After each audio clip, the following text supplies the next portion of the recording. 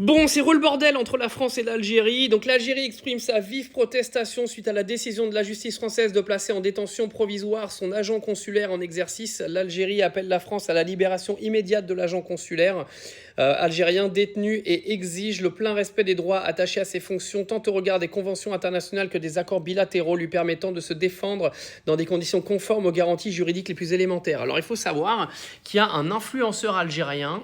Alors c'est un influenceur TikTok, Amir DZ, qui est au milieu de tout ça. Donc apparemment, il aurait été enlevé, séquestré, etc. par ce dernier agent consulaire et deux de ses amis.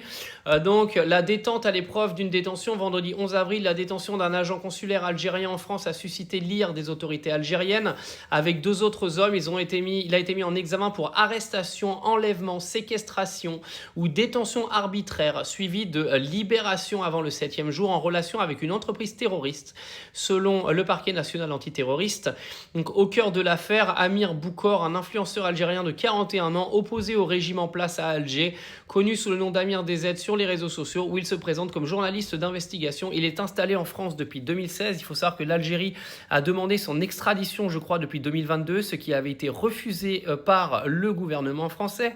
Il faut savoir que l'Algérie avait émis 9 mandats d'arrestation contre lui pour escroquerie et infraction terroriste. La justice française en 2022 avait refusé son extradition et lui avait donné un asile politique début 2023.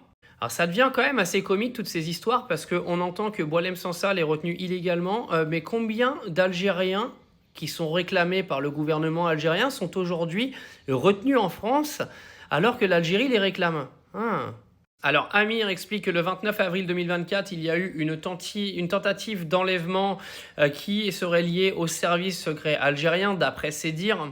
Alors un peu comme Boualem Sansal, Amir Boukor est un peu considéré comme une sorte d'opposant au régime et au gouvernement aujourd'hui algérien. Alors je vous avoue que moi je ne suis pas son compte, donc je ne sais pas vraiment ce qu'il a pu dire sur l'Algérie qui a mis en rogne autant le gouvernement algérien.